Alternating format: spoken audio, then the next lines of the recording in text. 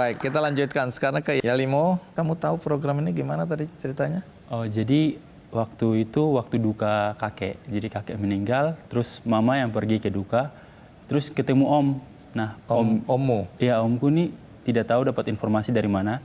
Dia bilang ke mama kalau ada program beasiswa khusus orang Papua yang jurusan kedokteran gitu. Awalnya kan mama langsung kasih tahu ke saya kan. Awalnya saya juga tidak percaya, tapi mama bilang coba daftar saja dulu.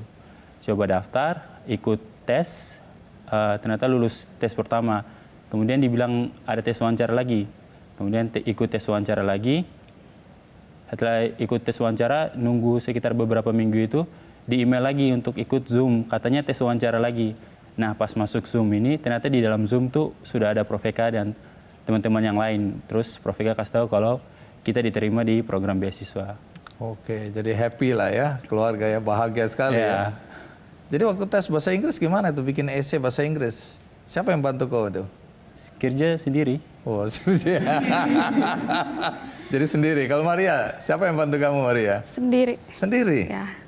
Jadi di sekolah pelajaran bahasa Inggris jalan bagus? Iya, karena Bapak pendidik. Bapak juga guru bahasa Inggris, jadi di rumah homeschooling juga. Nah, tapi sekarang bahasa pengantar, bahasa sehari-hari dalam kuliah bahasa Inggris? Materi bahasa Inggris, ujian bahasa Inggris. Kalau kuliah masih campur-campur Indonesia Inggris. Oke. Tapi penguasaan bahasa Inggris harus optimal ini ya. Oke, Prof Eka. Mulai dari Papua, tapi sekarang ini kan melebar kemana-mana. Jadi sekarang ini dari mana saja anak-anak ini? Ya, jadi Bung Andi, gelombang kedua, itu saya minta lagi BCA. Pak Presdir minta dong 2, jangan 1.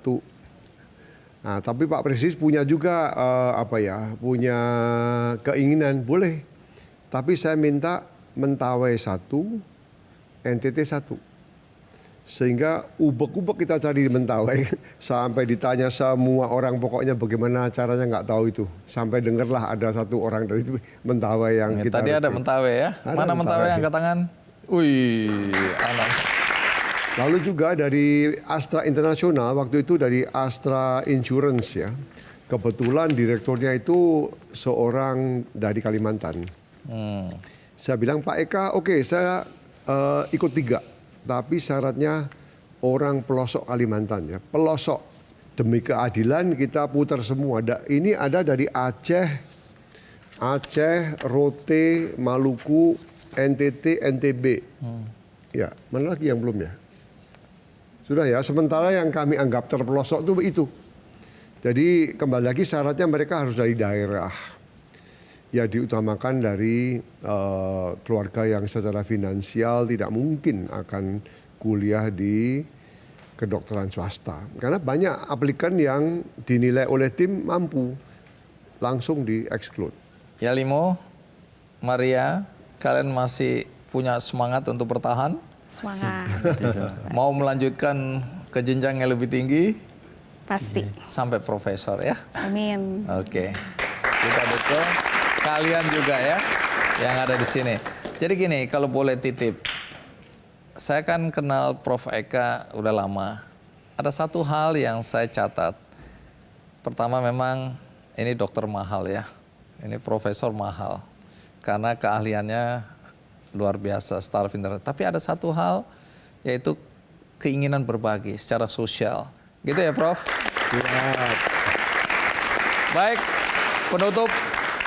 Sampaikan kepada anak-anak di daerah yang selama ini merasa bahwa dia tidak punya peluang untuk bisa sekolah tinggi, tidak bisa sukses sebagaimana teman-temannya di kota-kota besar, apa yang Prof Eka mau sampaikan? Untuk yang di daerah? Anak-anak di daerah yang menonton acara ini. Ya, nomor 1, lihatlah kakak-kakakmu itu, 30 orang ini. Bahwa mereka yang dulu katakanlah orang bisa underestimate ya, ini bisa enggak ini? Ternyata bisa, bahkan Yalimo itu 361 IPK-nya. Saya sering, Yalimo kamu harus bicara. Ternyata anak Papua itu bisa, kan begitu dong kenyataannya. Ini bukan kenyataan. Sampai 3 tahun, syukurlah nggak ada yang di drop out. Itu kenyataan, jadi saya nggak mau bicara banyak. Saya suruh ke 30 anak ini, kau harus bicara pada adik-adikmu di daerahmu. Apa yang kamu rasakan di sini, apa baik buruknya, bagaimana menularkan ke adik-adikmu. Jadi kalau nanti nggak ada daerah-daerah yang disemangati mereka, kusalahkan juga, jangan kau diam saja, ini bukan untuk kamu. Nah itu yang Bung Andi yang saya maksud. Nah Bung Andi juga, saya menuliskan, bukan saya. Ada seorang pasien kembali lagi, ini Bu Tingka. Bu Tingka kita kenal tuh ya, mantan wartawan Kompas. Ketika saya hampir mati di rumah sakit COVID, dia telepon, ayo Pak Eka, mumpung di rumah sakit COVID nganggur. Sebelum mati lebih baik Tulis cerita lagi. gitu. Ini tentang apa yang Bung Andi dengung-dengungkan, bagaimana berbuat baik. Sebenarnya saya juga nggak merasa baik sih, cuman yang wajar aja lah.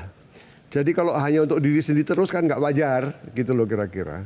Nggak sesuai dengan ciptaan kita sebagai sesama manusia.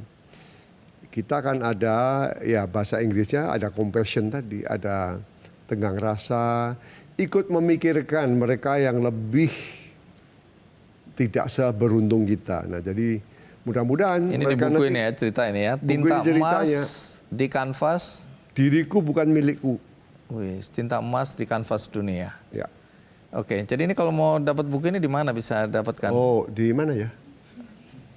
Nggak tahu nggak tahu dijual di mana. Dulu di Gramedia. Sekarang nggak tahu di mana. Dulu di Oke. Gramedia. Baik, tapi sekarang mudah-mudahan bisa diakses. Jadi Anda bisa cari buku itu kalau ingin tahu lebih jauh mengenai apa yang dilakukan misi hidup seorang Profesor Eka. Terima kasih Prof. Sudah hadir.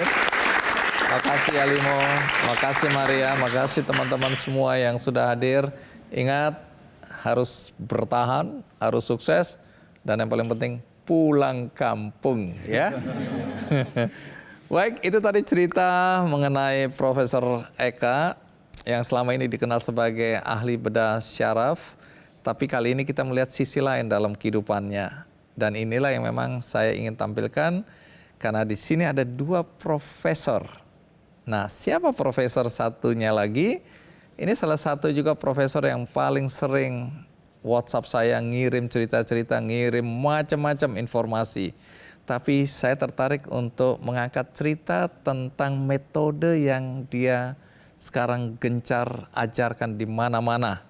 Kalau Anda dengar pelajaran matematika, apa yang segera terpikirkan? Ketakutan yang luar biasa seperti saya.